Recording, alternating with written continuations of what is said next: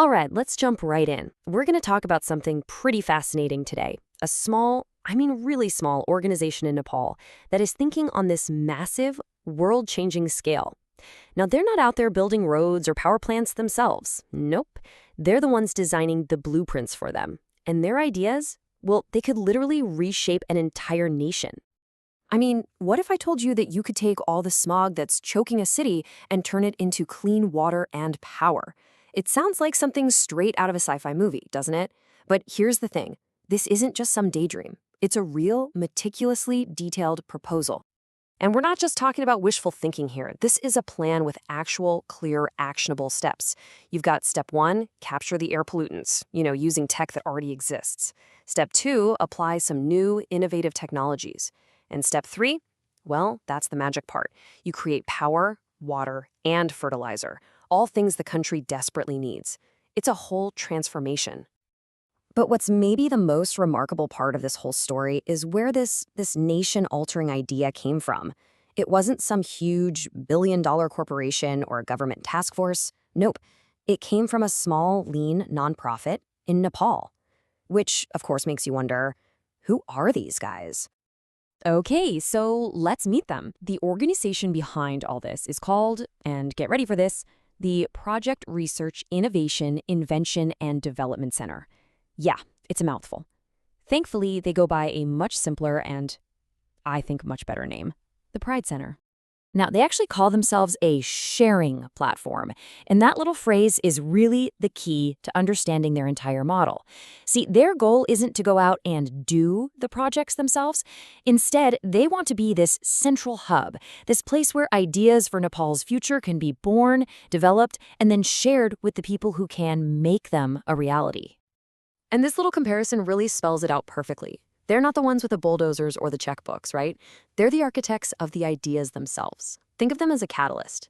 They spark the innovation, they do all the detailed research to back it up, and then they step back and let others handle the actual implementation. It's a pretty unique role. So you gotta ask, why? Why do all this? What's the real motivation behind creating these gigantic, national-scale blueprints? Well, it actually comes down to something really personal and super important for the future of Nepal. And here it is. This quote really gets to the human core of their entire mission. You see, like a lot of developing nations, Nepal has a serious brain drain problem. I'm talking thousands of its best and brightest minds leaving every single year for opportunities somewhere else. The Pride Center's big idea is that if they can create massive, exciting, meaningful projects at home, they can convince that talent to stay and help build up their own country. And when you look at their core objectives, everything points right back to that central goal. They want to empower local innovators, right? Give them the tools they need to tackle these huge national issues like pollution and healthcare. And crucially, they want to create an environment where it's actually possible to collaborate with investors and the government. It's really a holistic approach to stopping that brain drain. Okay, so how in the world is a small nonprofit, which mostly just operates through a website, produce these monumental plans? Well, they have this fascinating model that you could basically call an idea factory. And this, right here, gets to the absolute heart of their model. Their main product isn't something physical. Their entire output is intellectual. They research, they design, and they package these incredibly detailed proposals that are basically ready-made roadmaps for investors or for the government. They are, quite literally, manufacturing the blueprints for a new Nepal. And their website? That's the main engine for this whole factory. It's a place where literally anyone can submit an idea. It's a place where you can find articles and guides to help you develop your own skills, and it's where these huge, fully formed project proposals are published for the whole world to see. It's kind of like an open source approach to nation building, which is just cool.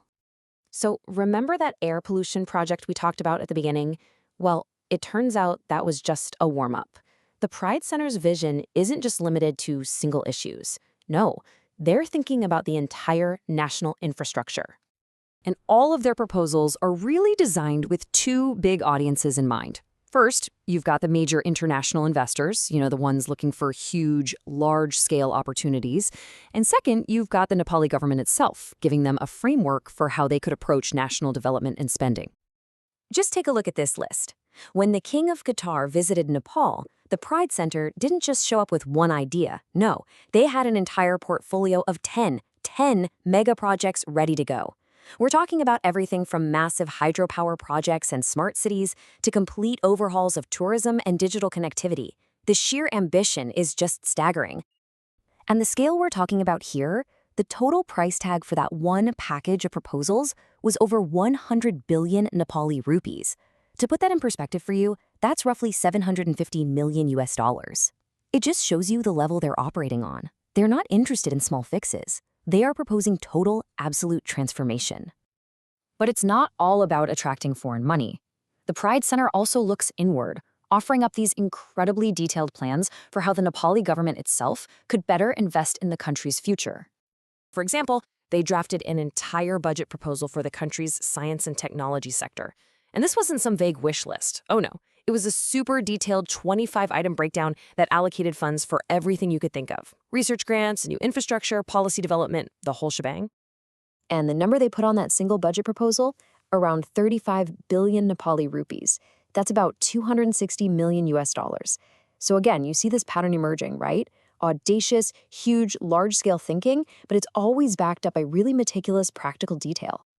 Which brings us right back to this incredible contrast that's at the very heart of this story. On one hand, you have a small, nimble nonprofit that operates mainly through a website. But on the other hand, its output is a series of multi-billion-dollar blueprints designed to fundamentally reshape a country of 30 million people. It's just wild. And all of this leaves us with a really fascinating final thought to chew on. You know, in a world where we usually think progress requires these massive government agencies or giant corporations, could this model, a lean, focused idea factory, actually be one of the most powerful and maybe even one of the most efficient tools for driving a nation's growth? It's definitely something to think about.